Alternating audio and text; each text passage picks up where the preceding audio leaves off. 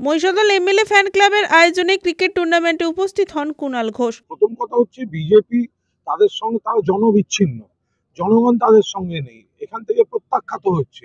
ফলে তারা নানা রকম কখনো এটা কখনো ওটা, কখনো একটা অভিযোগ করে গিয়ে কোর্টের দ্বারস্থ হওয়া, কোর্টকে বিভ্রান্ত করার চেষ্টা করা, এইগুলো তাদের কাজ। আমরা মানুষের সঙ্গে থাকি, ফলে আমরা মানুষের উপর পুরোদস্তুর ভরসা রাখি, আর ওরা মানুষের সঙ্গে থাকে না, ভরসা রাখে না, হেরে যায়, জিততে পারে না, এসব করে বেড়ায়। এরপরে তিনি সংবাদ মাধ্যমের মুখোমুখি হয়ে বললেন, ও তো কমেডিয়ান, মজার মজার কথা বলে, যেগুলো শুনলে হাসি পায়, দেখতে ভালো লাগে, কিন্তু যার কোনো সারবত্তা নেই, তার কোনো সারবত্তা নেই।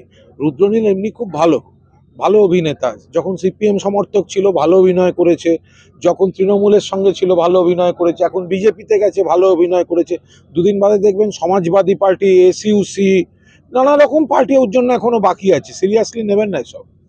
যদি রুদ্রনীলকে খুব ইম্পর্টেন্স দেওয়ার ইচ্ছা হয় আপনারা দিন, আমার এতটা সময় নেই। রুদ্রকে আমি চিনি, একটা গুড কমেডিয়ান।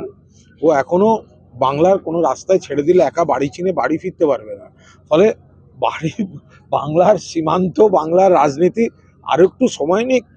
সবে দলবদল করে করে করছে, একটু সিপিএম পন্থী ছিল, তারপরে একটা বিশেষ কারণে ওকে একটু তৃণমূল ঘেঁষা হতে হলো, তারপর এখন বিজেপিতে গেছে, এরপর সমাজবাদী পার্টি করবে, এরপরে আরো নানা রকম যেসব পার্টি আছে সেগুলো সব করবে টরবে। রুদ্রনীলকে এত সিরিয়াসলি নেওয়ার কোনো কারণ আমি দেখতে পাচ্ছি না। রঞ্জন মাইতির রিপোর্ট, খবর বিসিবিএস।